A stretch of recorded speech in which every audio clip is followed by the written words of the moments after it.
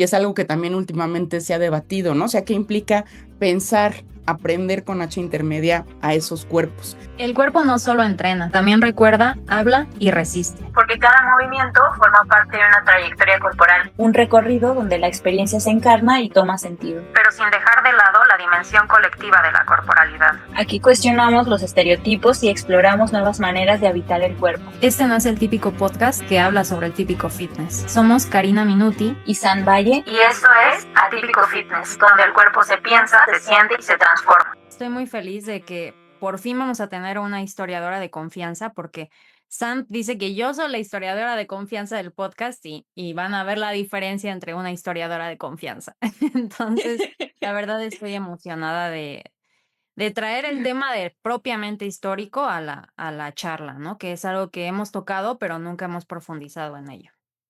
Sí, bueno, al respecto de lo que dices, pues también para mí es un honor y un placer tener aquí a Genevieve Galán, que nos acompaña el día de hoy. Ella es historiadora del cuerpo, profesora titular en la Universidad Iberoamericana y doctora también por la Escuela de Altos Estudios de París. Su trabajo se sitúa en un cruce que a nosotras realmente nos interesa muchísimo y las personas que nos escuchan seguramente están de acuerdo con nosotras, pues aquí hemos hablado de la historia del cuerpo, los cuerpos femeninos, la educación física y también las formas en que este cuerpo se ha institucionalizado, ¿no? Desde aspectos religiosos, pedagógicos, científicos. Entonces, para nosotras es sí un placer, un honor tener aquí a Genevieve, sobre todo porque en su trabajo y en su trayectoria, ella ha dado cuenta que el cuerpo se vive, se disciplina, se cansa, se resiste y no solamente se representa. Así que bueno, yo no me extiendo más y le doy la palabra a Genevieve. Genevieve, bienvenida. Es un placer nuevamente tenerte aquí con nosotras, sobre todo por, bueno, los temas que estudias y toda la trayectoria que tú tienes. Así que nada, Genevieve, bienvenida. Muchas gracias, Sam, y muchas gracias, Karina, por la invitación y espero que, bueno, pues sea interesante lo que aquí vamos a platicar, que yo creo que sí para quienes nos están viendo y escuchando. Pues queremos comenzar, bueno, yo lo cuento rápido. Genevieve fue mi asesora de tesis durante la licenciatura. Ella me acompañó en este proceso y creo que es importante decir esto porque a veces desde muchas otras disciplinas el cuerpo se estudia de manera sencilla, ¿no? Se asume que es un objeto de estudio, pero dentro de la disciplina histórica tiene su propia historia, ¿no? Cómo es que se ha convertido en un objeto de estudio. Y esto lo ha estudiado mucho Genevieve. Entonces, me parece importante empezar por ahí. Y leyéndote hablas de que el cuerpo puede ser un objeto escurridizo para la historia. Entonces quisiera que nos expliques por qué, de dónde viene esto y cuáles son tus pensamientos actuales sobre el tema, ¿no? Muy bien, bueno, ahora Karina le toca ponerme a mí a prueba, ¿verdad? Pero ¿por qué decimos o por qué más bien digo que el cuerpo es un objeto escurridizo para la historia?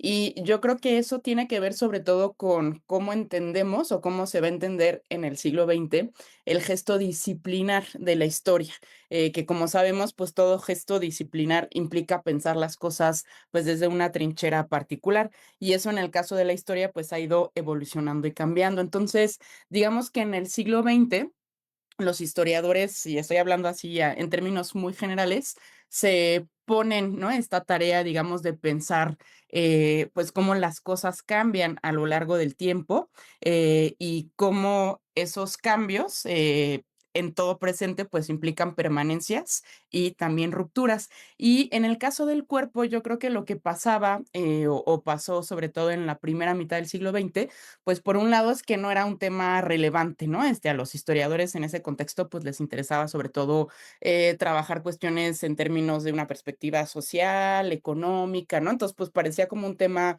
un tanto intrascendente. Y por otro lado, pues también el tema del cuerpo, por, digamos, como el desarrollo de las miradas que lo van a trincherar.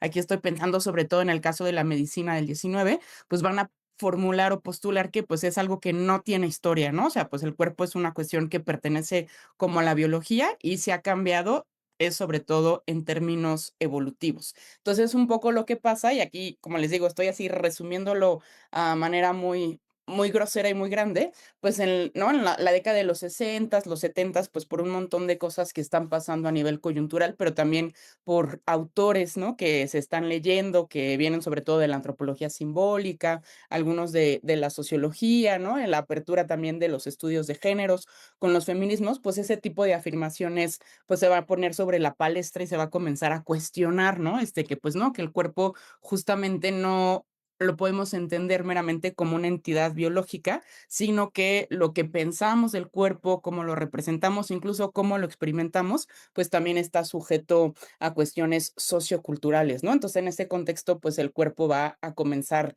a estudiarse y a volverse un objeto de la historia, sobre todo, pues atravesado por estas discusiones.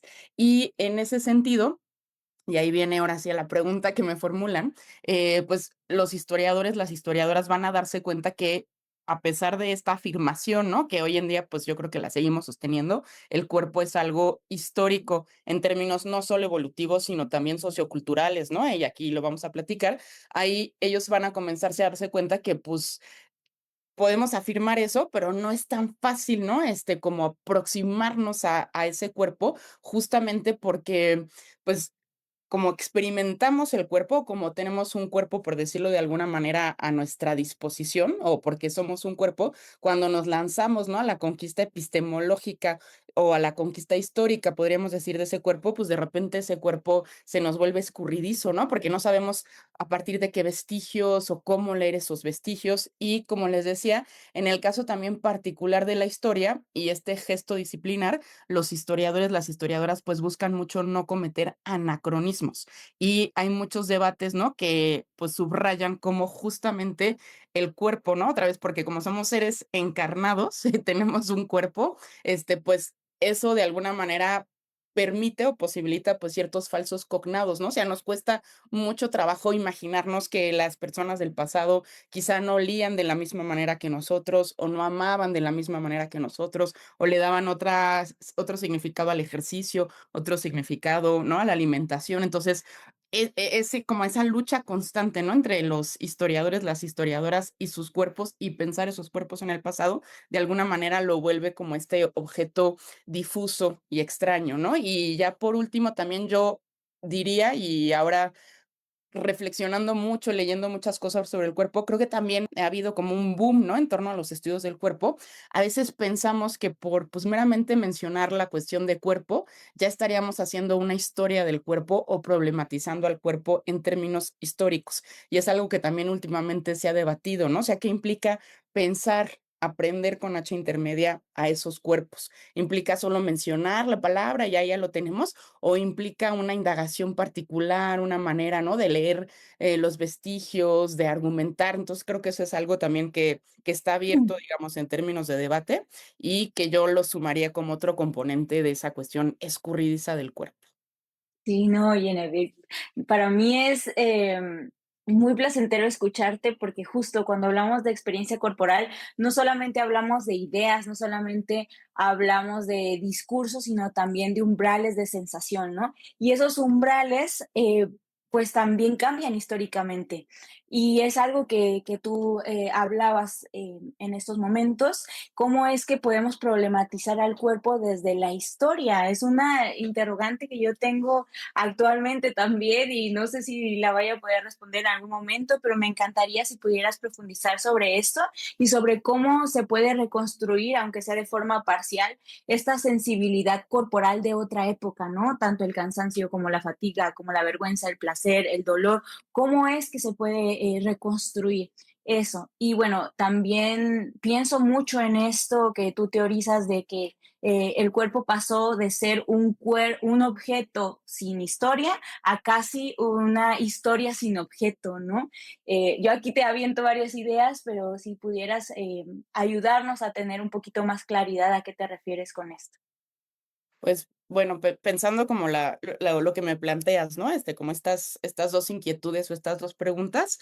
Por un lado, la cuestión de la sensibilidad, o los umbrales de sensibilidad, o la experiencia, pues, es un reto, ¿no? Que se ha venido sumando, o que se suma a estas historias, del cuerpo, a pensar el cuerpo históricamente. Y eso tiene que ver, yo lo pensaría mucho en términos de las inquietudes, digamos, que va a poner sobre la mesa la historia cultural, que la historia cultural justamente, o la nueva historia cultural es esta corriente, ¿no? Historiográfica o esta perspectiva historiográfica que Ujú. justamente, pues, va a poner sobre la mesa este tema que cuando nos aproximamos a pensar, ¿no? A los individuos del pasado, pues, está bien a lo mejor, ¿no? Decir, pues, leían esto, comían esto, pero justamente la nueva historia cultural, pues, va a abrir esta interrogante en torno a qué significaba eso, ¿no? Entonces, esto vamos a ver que muy pronto, pues, lo van a abrazar o lo van a asumir ciertos, estudios del cuerpo, ¿no? Donde, bueno, okey, pues, tenemos estas representaciones, pero tendríamos también que indagar si la gente realmente experimentaba, ¿no? El cuerpo de esa manera o cómo esas representaciones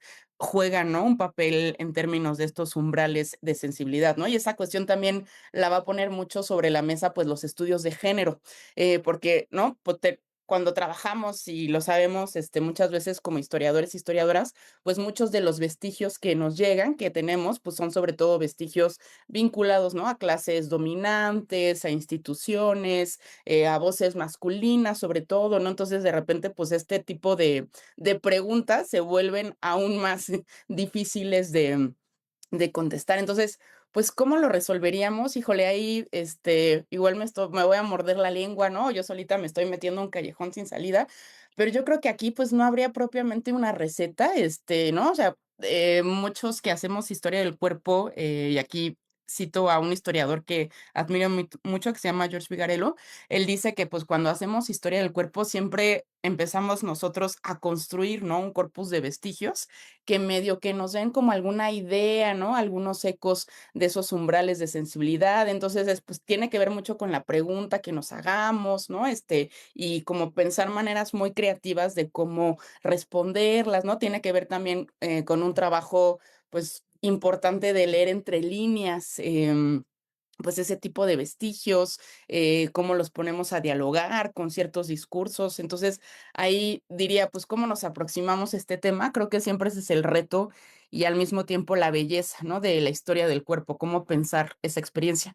Sin embargo, aquí también haría énfasis en algo que me parece importante, que también a veces cuando pensamos la cuestión de la sensibilidad o de la experiencia, lo solemos pensar, yo digo, de manera muy moderna, ¿no? O sea, como si la verdadera experiencia fuera la que está adentro de nosotros y que no sale. Y a veces también se nos olvida que justamente la sensibilidad y la experiencia viene moldeada de alguna manera por el lenguaje o por la cultura, ¿no? Y en el caso del cuerpo, creo que eso se constata mucho. O sea, nosotros, no sé, ahorita que estamos aquí sentadas, hay una alarma ahí que se disparó, como que tenemos muchos estímulos, pero cómo respondemos a esos estímulos, qué pasamos, qué no pasamos, cómo lo significamos, ahí yo creo que viene como esta negociación o este juego, ¿no? Con nuestra cultura y cómo pues esa cultura también de alguna manera moldea esa sensibilidad y esa experiencia, ¿no? Y creo que en el caso de la historia, pues también las historiadoras, los historiadores, tenemos que ser conscientes que solo nos podemos aproximar a esas sensibilidades y esas experiencias que han sido socializadas, ¿no? Entonces, para algunos esto, pues, ay, no, le quita como importancia al asunto, ¿no? Porque si siempre es algo socializado y algo que pasa, por la cultura, pues, entonces, ¿dónde quedan los individuos, no? Pero creo que, como todo tema, pues, siempre hay una negociación entre esa individualidad, o lo que concibamos o pensemos como esa individualidad, y la cultura, ¿no? Eso pensando un poco la cuestión, pues, de las sensibilidades, de la experiencia, que también es un tema que, pues, sigue teniendo mucha importancia, ¿no? Y sigue generando muchos desafíos sobre cómo nos aproximamos a eso. Y con respecto a esta afirmación, ¿no? De cómo el cuerpo ha pasado de ser un objeto sin historia a una historia sin objeto.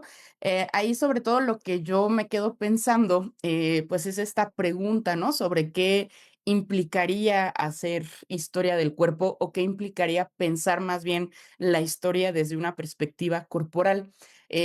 Yo parto de la postura de que cuando pensamos algún tema, pues siempre lo vamos a pensar a partir de ciertas dioptrías, ¿no? O ciertos lentes, por decirlo de alguna manera. O sea, es imposible abarcarlo todo.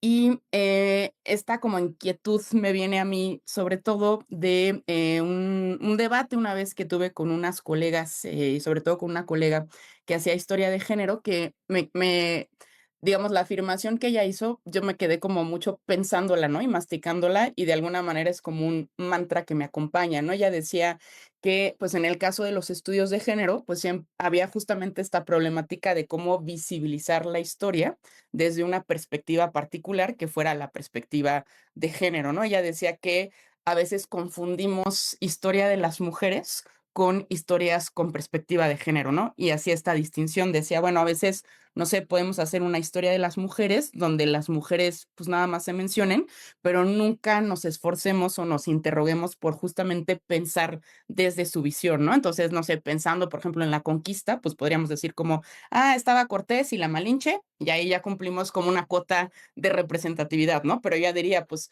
si lo hacemos desde una perspectiva de género, implicaría pensar, bueno, ¿y cómo cambia esa historia si la hacemos desde determinadas perspectivas, ¿no? Ya fuera desde Cortés o la Minche. Entonces, yo me quedé pensando y dije: "Claro", ¿no? Bueno, ese problema que ella, o lo estábamos discutiendo para el género, yo pienso que se puede trasladar a otras perspectivas, ¿no? O sea, hacer una historia desde una perspectiva económica, pues, implicaría poner sobre la mesa ciertos elementos, ¿no?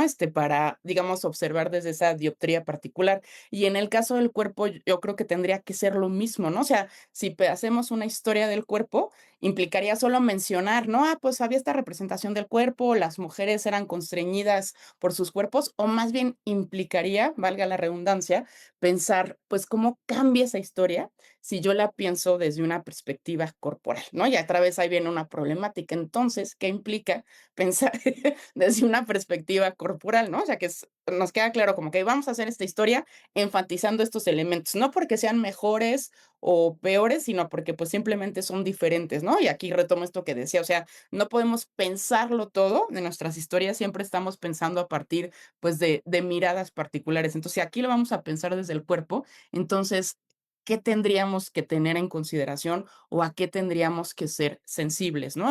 Si quieren, lo discutimos más adelante, pero bueno, es ahí como un asunto también que me da bueno, que me gusta como masticarlo, ¿no? Entonces, en esta afirmación que tú retomabas, ¿no?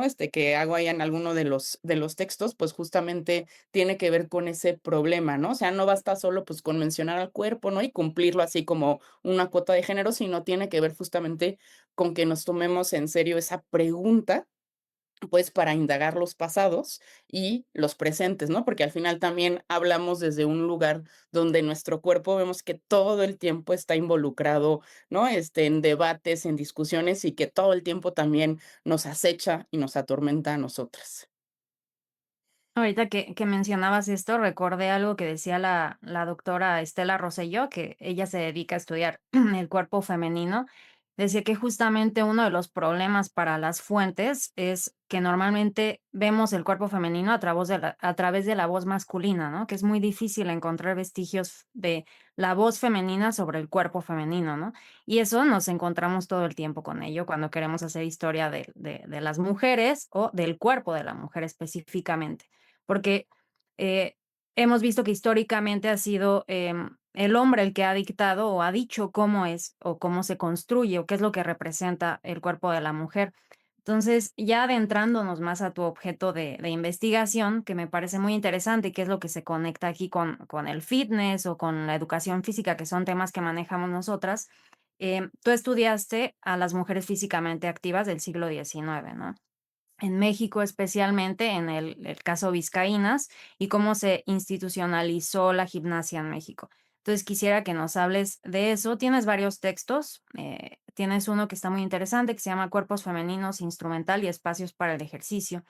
Y ahí nos muestras cómo cambian los discursos, pero también los lugares y los objetos intervienen en la manera en la que podemos aproximarnos a cómo es que las mujeres vivían sus cuerpos, ¿no? O sea, quizá no tenemos la voz femenina, pero tenemos otras cuestiones materiales que nos permiten aproximarnos a esas vivencias que ellas tenían en sus vidas cotidianas, ¿no? Entonces, desde ahí, quisiéramos saber qué ideas sobre el cuerpo femenino aparecen cuando se observan esa clase de espacios, ¿no? Como el caso del convento. Digo, del sí era un convento, ¿no? Vizcaínas. No era un colegio, o sea, parece un colegio porque cuando se funda, pues tiene como muchas resemblanzas con la vida conventual, pero Mm. luego pues más bien se vuelve o es, un colegio, ¿no?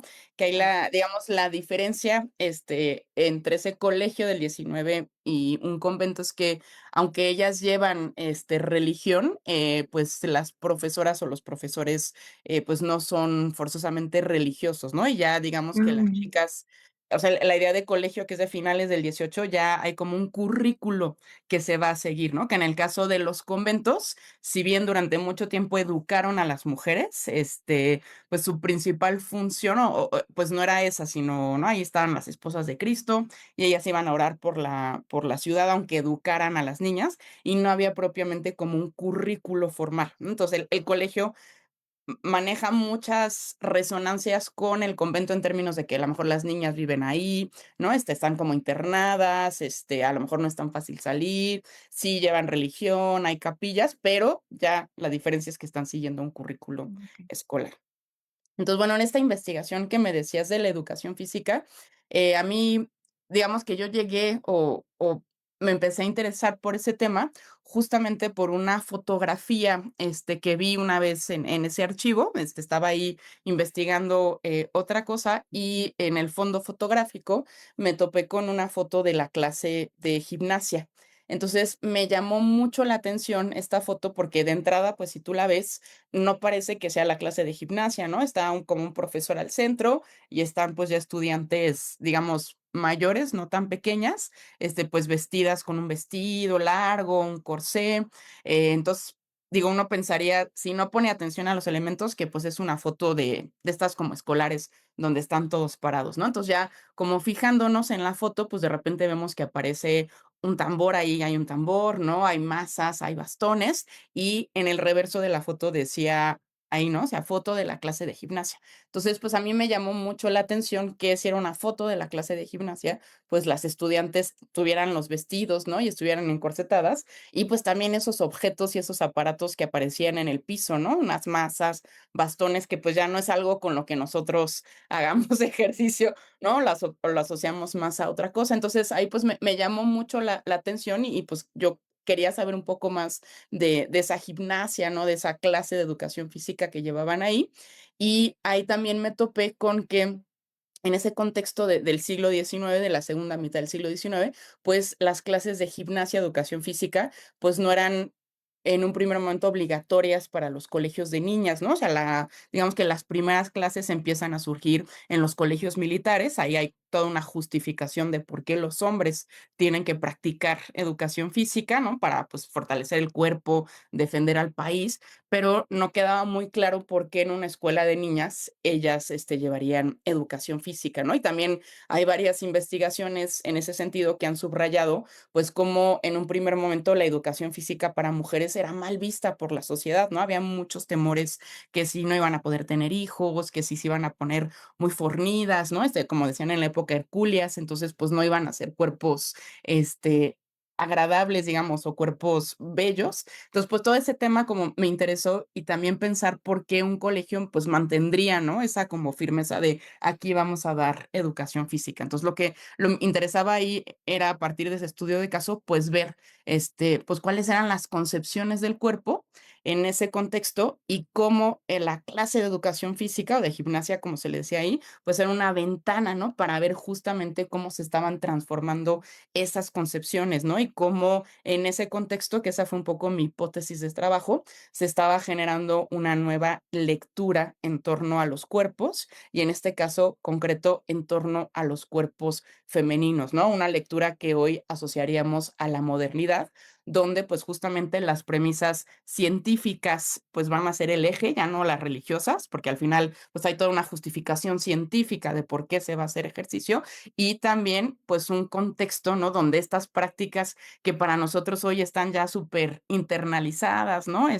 Nos levantamos, hacíamos ejercicio, vemos que es algo posible, o sea, no lo cuestionamos, pues en ese contexto justamente esa visión científica pues también estaba siendo socializada en la sociedad y se estaba como interiorizando por los individuos, ¿no? En este caso, pues las mujeres, o sea, con otras coordenadas, pero eso era lo que a mí me llamaba la atención, pues justamente estas grandes transformaciones de las que hablamos, ahí había como una ventana propicia para pensarlas ya en términos más encarnados, digamos, o Mm. experienciales de los sujetos, ¿no? Entonces, bueno, ahí eso, digamos, que me llevó como a pensar otra vez en qué vestigios, ¿no? Porque, pues, tenemos tratados gimnásticos, estaban los textos de los profesores, ¿no? Y de todo un grupo, digamos, de individuos vinculados a esto que los historiadores denominan como los científicos, este grupo de médicos, ¿no? Higienistas en el Porfiriato que, pues, están llevando a cambio transformaciones,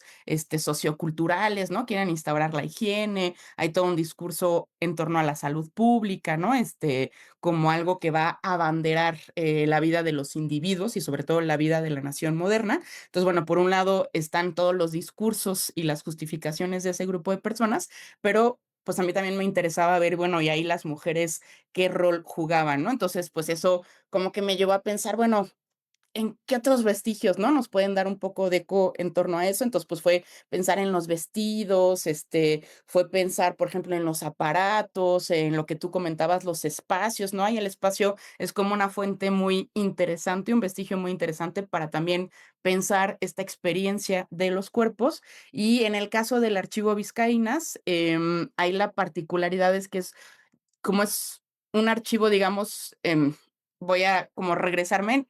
En el caso de las instituciones femeninas en México, pienso sobre todo los conventos. La problemática que tienen muchos historiadores, historiadoras, es que con las leyes de reforma, pues esos archivos se fragmentan, ¿no? Se pierden, se queman, se clausuran. Entonces, Vizcaínas, cuando se funda, como no se funda, digamos, bajo la orden, alguna orden religiosa, sino que es un patronato, las leyes de reforma no pueden aplicar ahí. Entonces, un archivo, digamos, que se prolonga, hasta la actualidad. Entonces, es un archivo muy rico, pues, para pensar estos temas de vida cotidiana, ¿no? Entonces, también eso lo hacía, desde mi perspectiva, pues, muy interesante, porque hay toda una serie de fondos donde, por ejemplo, las niñas escriben peticiones, ¿no? Y estas peticiones en ocasiones están vinculadas a la clase de educación física, encontramos en algunas ocasiones apuntes, ¿no? O sea, como hay ciertos vestigios ahí que nos permiten un poco pensar en sus voces, ¿no? Hay calificaciones donde se anotan cosas, ¿no? Observaciones de sus cuerpos, si son indisciplinados, si son rebeldes. Entonces, como que un poco todo eso lo traté de poner en jaque, bueno, no en jaque, en tensión, pues para pensar no solo esas representaciones dominantes del cuerpo en ese contexto, que como les digo, estaban vinculados a una lectura moderna, sino que también lo traté de pensar, ¿no? En términos de cómo eso, pues, se experimentó y de alguna manera se interiorizó, ¿no? Entonces, ahí para no extenderme mucho en eso, como que hay 3, sobre todo, cosas que me llamaron mucho la atención. Una es cómo esta parte teórica de representaciones se acompañó de una práctica, ¿no? Y cómo la práctica de la clase se acompañó de esta cuestión teórica. ¿A qué me refiero? Yo en un primer momento, pues, solo me fijaba, ¿no? Cuándo tenían la clase, qué tipo de ejercicios veía, y conforme fui adentrándome en los archivos, me di cuenta que la clase no se entendía sin su consecuente instrucción teórica. Es decir, las niñas llevaban gimnasia, sobre todo las más avanzadas, pero al mismo tiempo tenían que llevar la clase de higiene, ¿no? Que era importantísima, porque en esa clase estaban siendo como socializadas en esta lectura moderna del cuerpo. O sea, no solo es que las pusieran a repetir, ¿no? Movimientos de brazos, piernas, sino que ellas tenían que saber por qué lo estaban haciendo y cómo Mm. funcionaba el cuerpo, ¿no? Que al final era su cuerpo. Entonces, eso me pareció como algo muy importante. Lo teórico y lo práctico va de la mano, ¿no? Por otro lado, por ejemplo, también otra cuestión que resaltaría tiene que ver con los aparatos, ¿no? Y el instrumental y los espacios, ¿no? En ese contexto era importantísimo que los ejercicios se realizaran en ciertos espacios. Ahí se pensaba que el espacio potencializaba de alguna manera los beneficios del ejercicio. Entonces, cuando vemos que surgen los primeros gimnasios, ¿no? Entonces, hay todo un debate también de qué características tienen que tener estos gimnasios, qué aparatos van a utilizar las mujeres. Eso nos llevaba como a pensar, o me llevó a pensar, en qué partes del cuerpo también se están privilegiando, porque no es que importe todo el cuerpo, ¿no? Ahí importa sobre todo su torso, Ujú. porque el torso contiene en ese horizonte 3 órganos fundamentales, ¿no? El corazón, porque ahí la idea, pues, se tiene que bombear la sangre, eso es la vida. Los pulmones, hay toda una concepción, ¿no? En torno a la respiración y por qué es importante. Y en el caso particular de las mujeres, su útero, ¿no? Porque lo voy a decir así muy feo, eran la fábrica, ¿no? O sea, si queremos soldados fuertes y sanos y trabajadores fuertes y sanos, pues estas mujeres tienen que estar fuertes y sanas, ¿no? Entonces también eso, pues, te lleva un poco a pensar, ¿no? ¿Qué es lo que está importando del ejercicio? ¿Para qué? ¿Cómo? ¿No? Entonces, concepciones que hoy tenemos nosotros sobre, por ejemplo, el sudor, ¿no? Que nos tenemos que fatigar hasta el extremo, o que ese ejercicio va a servir para nuestras bellas formas, ahí pues todavía no, ¿no? Y más bien se está negociando y luego eso ya va a entrar en ese horizonte, ¿no? Entonces también, pues ahí uno explica por qué están haciendo todavía la clase, digamos, con el vestido, ¿no? Y cómo posteriormente, conforme ellas van interiorizando la importancia del movimiento, también van a ir reclamando, a mí eso me llamó mucho la atención, que son las primeras en reclamar que ya no van a usar el corsé porque les impide los movimientos, ¿no? Y también es algo que se acompaña de cartas de los médicos higienistas, ¿no? Y por último, también, pues, este tema del ejercicio me permitió también ver un poco, pues, cómo ellas están negociando ese espacio en el que están viviendo, ¿no? En el caso del colegio, de Vizcaínas, es un colegio que, como les decía, funciona como una suerte de internado, ¿no? Entonces, las niñas, pues, van ahí a la escuela y ya, pues, a veces salen con sus familias el fin de semana o para las vacaciones. Y entre semana, en teoría, pues, no pueden salir.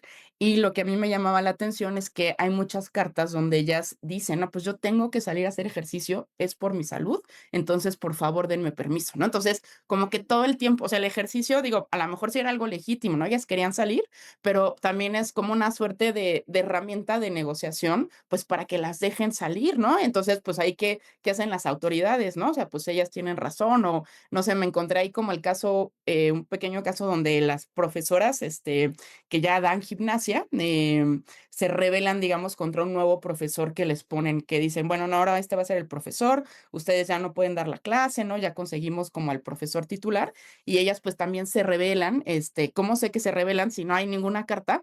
Porque hay varios reportes donde ellas, pues, van a la clase y no se están moviendo. Y el profesor eso le enoja mucho, ¿no? Y van y no se mueven. Entonces, otra vez es como han interiorizado ya este tema, pues, del movimiento, que en ese contexto el movimiento es lo más importante del ejercicio, ¿no? Entonces, como que ese tipo de cosas, digamos, que yo retomaría, ¿no? Para, pues, seguir pensando. Me encanta lo de las tensiones, tanto lo teórico y lo práctico, como mencionabas, los aparatos y el instrumental de los espacios y la negociación de estos espacios, ¿no? Con la interiorización del movimiento.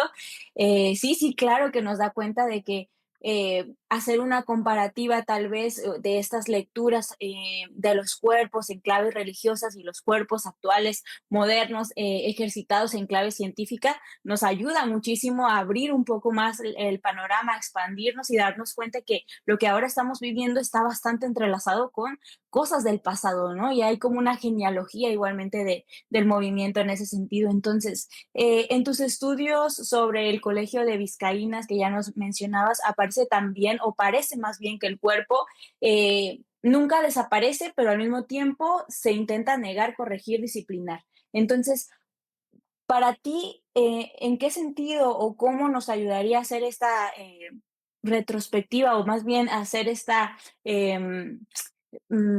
este trabajo, ¿no? De regresar al pasado, ver justo todo lo que nos has contado hasta ahora, lo que tú has estudiado y cómo nos ayuda eso a traerlo a ahora, ¿no? Pienso especialmente en cómo, por ejemplo, seguimos dotando de sentido moral al esfuerzo o cómo todavía interpretamos como un sacrificio benéfico el dolor corporal al ejercitarnos, ¿no? Y todo esto ya no en clave religiosa, pero sí en un buen vivir o en un estilo de vida, fitness en este caso, que es el tema que a nosotras nos interesa en este podcast. Sí, eso que dices me parece importante. Yo creo que yo diría que los pasados son siempre un pretexto para pensar el presente, ¿no? Y así como hablábamos de una perspectiva corporal, yo diría que hoy en el caso de la historia, pues siempre hacemos historia del presente, ¿no? O sea, el pasado, como les digo, es una perspectiva más bien como para poner en perspectiva, valga la redundancia, o sea, como para un poco De relativizar, pero no porque no importe, sino porque justamente es poner en relación nuestro presente, pues, con distintos tópicos, ¿no? Con distintas miradas. Entonces, en el caso, pues, de los cuerpos y concretamente en el caso del ejercicio, yo creo que es algo, pues, muy importante de hacer, ¿no? Por varias razones. Uno, porque como comentábamos, o sea, ahí nosotros ya partimos, y yo hago ejercicio, ¿eh? Pero ya partimos de esta idea de como del valor innegable que tiene el ejercicio, la educación física en nuestras sociedades, ¿no? Y eso, pues, está vinculado siempre a discursos de salud que no son del todo inocentes, ¿no? O sea, no, insisto, no porque no sean inocentes, no es que no tengan un impacto, pues sí, benéfico, ¿no? En nuestros cuerpos, sino que, pues, justamente también tenemos, ¿no? Como que interrogarnos, pues, de dónde vienen estos, ¿no? O sea, ¿por qué se promueven? ¿A quién le interesa? Y otra vez, ¿no? O sea, cómo eso, pues, hace un impacto en mi vida, ¿no? O sea, yo veo, por ejemplo, amigas que tengo que, ay, se sienten tan mal de que no van una hora al gimnasio o que no pueden hacer cuando, bueno, o sea, ahí habría otra vez que poner en perspectiva, ¿no? O sea, estos discursos de lo saludable, ¿no? Pues tienen que ver con que, pues salgamos a caminar, nos sigamos moviendo o con que realmente tengamos como esos cuerpos tonificados, ¿no? O sea, que muchas veces, pues resulta complicado, ¿no?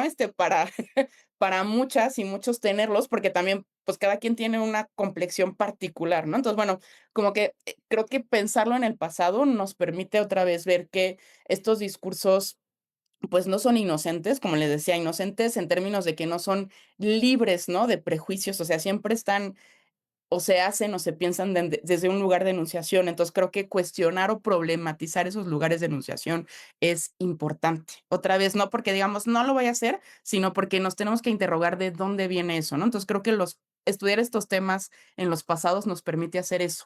Y por otro lado, también creo que nuestras sociedades parten mucho de esta idea de la falsa libertad, ¿no? O sea, hoy creemos que tenemos más libertad o que estamos menos sujetos a prejuicios que los individuos o las mujeres del pasado. Y cuando pensamos a partir de la perspectiva corporal y la tensionamos entre pasado y presente, pues lo que vemos es que no, ¿no? También nuestros discursos del cuerpo pues tienen una historia, ¿no? Nuestros discursos en torno al cuerpo, a lo saludable, a la belleza, la sexualidad, ¿no? Un montón de cosas, pues moldean eso que nosotros somos, ¿no? No que no pueda haber como una subjetividad o una individualidad, sino que pues esta siempre se está negociando dentro de los marcos de lo que nos permite nuestra cultura, ¿no? A veces creo que esto pues es importante, podrá parecer paradójico, porque para muchos el efecto de la historia luego es angustiante, ¿no? Que, ay, no, no hay nada original, no, todo tiene que ver con la colectividad o no, pero yo creo que hoy si algo debemos apostarle, pues es justamente al pensamiento, ¿no? O sea, el pensamiento en ese sentido me parece liberador en términos de que nos permite ver, pues, cómo hay muchas perspectivas y nos permite todo el tiempo estar tensionándonos a nosotros mismos y a nuestras ideas del cuerpo. Entonces, yo creo que ahí el pasado, pues, es el pretexto para pensar esto, ¿no? Y en el caso del cuerpo tendría que ver con eso, ¿no? Nos haría pensar, por ejemplo, qué metáforas hoy, ¿no? Dominan o serían como las principales para pensar nuestros cuerpos, ¿no? Es todos estos discursos que vemos en redes sociales, otra vez, pues, ¿de dónde vienen, no? O sea, ¿por qué tenemos que vernos de determinada manera? Y demás cosas. No sé si contesté a tu pregunta, si va por ahí. sí, Sí, y justo la entrelazaste con otra pregunta que teníamos, que era como el papel de las redes sociales en esto, ¿no? Porque igual pensando en continuidades y discontinuidades, también tienes algunos textos donde hablas de literatura de viajes y estos temas, ¿no? Y cómo eso también de alguna manera permeó, o sea, no solo eran discursos de higienistas o médicos los que moldearon la idea del ejercicio o la actividad física, sino también textos literarios, ¿no? Y hoy en día creo que también tenemos una mezcla ahí muy extraña de recomendaciones sobre el ejercicio que no solamente tienen que ver con discursos biomédicos, que serían los de hoy en día, no tanto médicos, ¿no? Y que todo esto lo vemos masificado a través de las redes sociales, ¿no? Hay demasiados discursos ahí en juego. Entonces, em, digo, yo sé que como historiadores a veces el tema de redes sociales no nos parece muy posible porque es más reciente, ¿no? Y tendemos a buscar objetos más antiguos por aquello de la mirada del historiador distanciada y objetiva, ¿no? Pero bueno, hoy las redes sociales impactan también nuestra propia concepción del cuerpo como historiadores, ¿no? Y también el reflejo o la proyección que hacemos hacia el pasado. Entonces, desde ahí, y también pensando un poco en miras hacia el futuro, porque a veces creo que se pierde de vista que el historiador también tiene que tener un ojo hacia el futuro, ¿no? Proyección, como expectativa, ¿no? Hacia el pasado. Em, pues desde ahí, ¿cómo ves tú este tema de las redes sociales también como creadoras de discursos y moldeadoras de cuerpos, ¿no? En ese sentido. Sí, este tema me parece muy importante y qué bueno que lo ponen sobre la mesa. Ahí yo diría como 3 cosas, ¿no? Un poco de esto que mencionas y que nos permite justamente pensar en esos cambios, pero también en lo que hoy formaría parte de nuestra concepción o experiencia del cuerpo, ¿no? En primer lugar, y tú lo decías, las redes sociales lo que minan, un poco es como el monopolio de ciertas instituciones o de ciertas miradas sobre el cuerpo, ¿no? Pienso mucho a lo mejor en el caso, pues, de los conventos de monjas o del siglo XIX, que, o sea, si bien a lo mejor si pudiéramos estar en esa época, pues veríamos que hay una gran pluralidad de discursos, pero lo que a nosotros nos llega es que, pues, es sobre todo los médicos higienistas, los gimnastas, ¿no? En el contexto a lo mejor de las religiosas, pues todo lo que tenga que ver con la esfera religiosa, ¿no? Sacerdotes, ciertos predicadores, ciertas monjas, que en ese contexto, pues van a ser como monjas que destacan, pues quienes están produciendo, socializando ciertos discursos en torno al cuerpo, ¿no? Y lo que nos muestran las redes sociales ahorita es que, es como una suerte de anarquía, ¿no? O sea, por un lado, vemos que hay contenidos que se repiten, pero también vemos que vienen de múltiples lugares, ¿no? Entonces eso presenta pues una dificultad no solo para los estudiosos del cuerpo, a lo mejor por eso los historiadores no la queremos entrar, pero también nos habla de cómo hoy nuestra experiencia del cuerpo pues proviene de esos múltiples lugares, ¿no? Yo luego me meto a redes sociales y veo una influencer que me está diciendo esto y otra influencer que me está diciendo esto, ¿no? Y también en el caso de las redes sociales es que esos marcadores de autoridad o esos marcadores de veracidad, de credibilidad, ya no los encontramos tan fácilmente, ¿no? Yo a veces puedo ver un contenido y me están tratando de vender un producto y no me estoy dando cuenta que me están tratando de vender el producto, porque eso ya está muy disfrazado, ¿no? O sea, las redes sociales juegan con esta idea, pues, de la falsa empatía, ¿no? Donde yo soy una persona que me levanto y me estoy arreglando y, pues, ay, mira, utilizo esto y esto, y me están tratando de vender el producto, pero, pues, como yo lo veo, ¿no? Como si fuera, pues, una amiga, ¿no? Una conocida que me está vendiendo eso, pues, lo tomo por cierto. Entonces, creo que las redes sociales nos hablan de eso, ¿no? En torno a nuestra experiencia o vínculo con el cuerpo, sobre cómo ya hay varios discursos y cómo muchas veces estas, digamos, como estas intenciones, ¿no? A lo mejor en el 19 era fácil reconocer, pues este es un discurso médico, esto es una cuestión publicitaria. Hoy en día un poco está como sobre la mesa, ¿no? Y a lo mejor estos marcadores de credibilidad están más vinculados a la producción, ¿no? A la utilización, pues, de ciertos como tópicos o lugares comunes que pues puede que no sean ciertos, ¿no? Hay muchas páginas donde, es el doctor tal que te lo está recomendando, entonces yo le creo, pero pues puede ser que no sea cierto, ¿no? Otro elemento que también me parece importante, ¿no? Y que nos como ayuda a pensar en este tema de nuestra propia experiencia del cuerpo, tiene que ver con la cuestión de la tecnología, ¿no? Hay varios investigadores que justamente han hecho énfasis en cómo nuestra racionalidad siempre va a depender de una tecnología, ¿no? Y en este caso, pues lo podríamos hacer extensivo a la cuestión de la experiencia. Entonces, ¿qué implica, no? Hoy pensar nuestros cuerpos a partir de esta cibernética de segundo orden, ¿no? A partir de las redes sociales, es cómo eso altera nuestra sensibilidad, ¿no? Nuestros umbrales, pues de percepción, otra vez lo que vemos, lo que sentimos, lo que escuchamos. Creo que eso es un gran tema que está ahí abierto, ¿no? Cómo las tecnologías moldea nuestra psique corporal. Eso pienso que sería como muy interesante de seguir estudiando, de seguir pensando, ¿no? Hay investigadores, investigadoras que lo hacen, pero creo que en el caso de la historia, pues también nos tendríamos que ocupar de eso. Y por otro lado, pues este tema de redes sociales también nos lleva a pensar en esta experiencia corporal como una experiencia extendida hacia lo tecnológico o hacia los dispositivos, que este es un gran tema, ¿no? Nuestra mirada en torno al cuerpo, que es una mirada que se hereda del siglo XIX, pues piensa al cuerpo como este ente nada más, ¿no? Biológico. Pero si nosotros otra vez miramos a ese gran pasado y pensamos en el presente, por ejemplo, pienso mucho en el caso de las religiosas en el siglo XVII, pues su cuerpo, su idea de cuerpo, no solo era su cuerpo biológico, también había una consonancia con el cuerpo de la iglesia, ¿no? Con el cuerpo de Jesús, con el cuerpo de Dios. O sea, eso era una gran idea pues del cuerpo, quizá muy metafórica, muy alegórica, pero eso jugaba, ¿no? Un papel importante en su conciencia del cuerpo. Ellas, antes que ser un cuerpo individual, eran un cuerpo colectivo. La modernidad viene a romper eso, ¿no? El siglo XIX, entonces para nosotros un cuerpo es un cuerpo individual.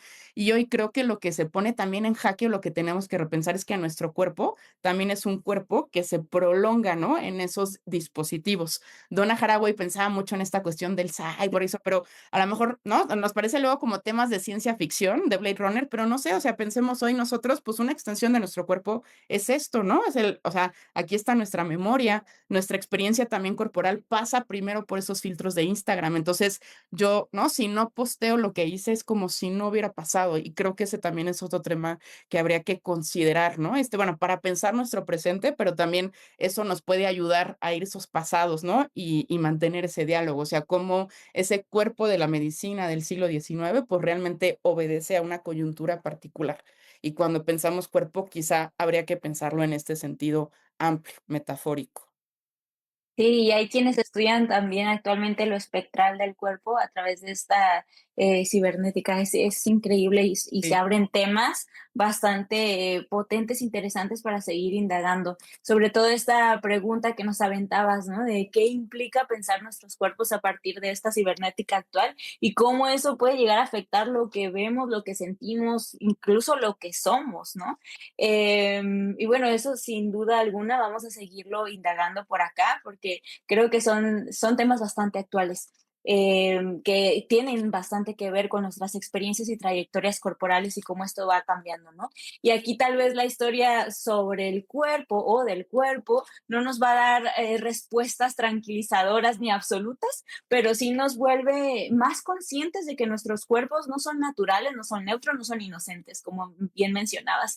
Entonces, Genevieve, para ir cerrando, porque también no nos gustaría ser abusivas con tu tiempo, más bien respetuosas, a menos que también Cari quiera agregar algo acá. Yo solamente me gustaría preguntarte, ¿con qué te gustaría cerrar esta conversación sobre la historia del cuerpo? ¿Nos invitarías a seguir mirando la historia para poder repensar y analizar y a lo mejor cuestionar nuestro presente? Sí, pues, ¿con qué me gustaría como cerrar? Yo creo que con varias cosas, ¿no? Pensando en esta perspectiva corporal, a mí siempre me gusta decir, ¿no? Que el cuerpo es más bien una suerte de punto de partida, ¿no? O sea, más que de llegada. Creo que si partimos de ciertas problemáticas y valga la redundancia, las problematizamos a partir de esta perspectiva corporal, creo que eso nos puede llegar, ¿no? Llevar como a indagar, a hilar, a repensar muchos temas desde otras coordenadas que en ese sentido creo que son pues una manera como interesante de repensar nuestros presentes, ¿no? Al final creo que no se nos debe olvidar y parece comercial, pero vamos o hacemos historia justamente porque nos interesa o hay algo en el presente que nos atormenta. Y eso me llevaría como a mi segunda cuestión, digamos, también para cerrar, ¿no? Yo lanzaría esta pregunta, ¿por qué nos atormenta tanto nuestro cuerpo hoy, no? O sea, yo sé que no es el tema de todo mundo, digamos, habrá unos más interesados, pero como que por todo la Siempre está, siempre está, siempre ¿no? El está. cuerpo siempre está hoy, y particularmente yo diría también el cuerpo femenino, ¿no? Porque a mí me llama a veces la atención que sobre todo sea un tema de donde una siempre ve a las mujeres indagándolo o pensándolo, ¿no? Entonces, eso creo que es una pregunta, insisto, como abierta, ¿no? Que nos tendríamos que seguir, haciendo, cómo se sigue vinculando a nuestras identidades, ¿no? A la lectura que la sociedad hace de nosotros, a la lectura que incluso nosotras mismas hacemos de nosotros, ¿no? Entonces creo que eso lo dejo ahí para que el público piense y reflexione. Y por último, creo que también la importancia de pensar esto históricamente, pues tiene que ver con desestabilizarlo, ¿no? A mí me gusta, y aquí retomo algo que dice un autor que me es muy querido, Michel de Certeau, sobre cómo justamente pues la historia implica un trabajo en el tiempo y sobre el tiempo, pero este trabajo en el tiempo y sobre el tiempo no es un trabajo como de ubicar en términos de fechas, ¿no? Y datación los fenómenos, sino justamente el trabajo sobre el tiempo implica la no coincidencia, ¿no? O sea, la no coincidencia es como atrevernos a pensar en términos problemáticos, en términos de malestar, ¿no? Atrevernos justamente a cuestionar nuestras identidades, eso que creemos estable, eso que pensamos neutro, ¿no? Entonces también creo que el que ustedes tengan este espacio es muy rico, justamente para hacer ese trabajo de la no coincidencia, que a veces es angustiante, pero creo que hoy más que nunca es lo que tenemos, pues, en este tiempo, ¿no? Donde ya la inteligencia artificial va a pensar por nosotros, donde todo es fácil. A veces yo creo que este malestar, pues, nos recuerda que estamos vivos y que justamente tenemos un cuerpo que nos sigue atormentando y nos sigue haciendo que pensar. Y nos podemos preguntar qué van a decir las historiadoras e historiadores del futuro de nuestros cuerpos, ¿no? Ahora con todo esto. Y creo que también es interesante o pensar en cómo dejar testimonios también de lo que para nosotros hoy en día es el cuerpo, pensando en que las mujeres del pasado no pudieron hacer eso, ¿no? Por distintas circunstancias. Entonces, bueno, son temas bonitos y por eso creo que también es importante piensas el cuerpo desde el pasado, pero también porque, pues, como bien lo dices, nos inquieta nuestro cuerpo, ¿no? Es algo que conocemos y no conocemos al mismo tiempo. Entonces, como que tener esa conciencia también me parece hermoso, ¿no? De que lo tenemos y no lo tenemos al mismo tiempo. Y hay que estarlo cuidando. Y desde ahí, pues, nosotras promovemos la actividad física, ¿no? Pero a conciencia de que no es algo estático, a conciencia de que no, em, pues eso, que es contingente y que la visión que se tenía del pasado de la actividad física y la que tenemos hoy es muy distinta, pero en muchos sentidos también es similar, ¿no? Entonces, bueno, eso tratamos pues, de traer hoy para la gente que nos escucha junto contigo. Y te agradecemos mucho, Genevieve, tu participación el día de hoy. Por eso digo que eres la historiadora de confianza. Hay muchísimo que quisiéramos platicar también porque sabes de muchos temas, pero bueno, ojalá en el futuro se pueda. Muchas Sí, gracias. muchas gracias por la invitación. Muchas gracias Eh, a ustedes y a los que nos escucharon. Muchísimas gracias, Genevieve, por estar con nosotros. Gracias, Cari, también. Y a todas las personas que nos escucharon, igualmente les agradecemos. Les invitamos a suscribirse, darle like, seguir apoyando este proyecto, porque así podemos llegar incluso a otras personas que tal vez y estas conversaciones le hagan sentido. Así que nada, nos vemos para el siguiente episodio de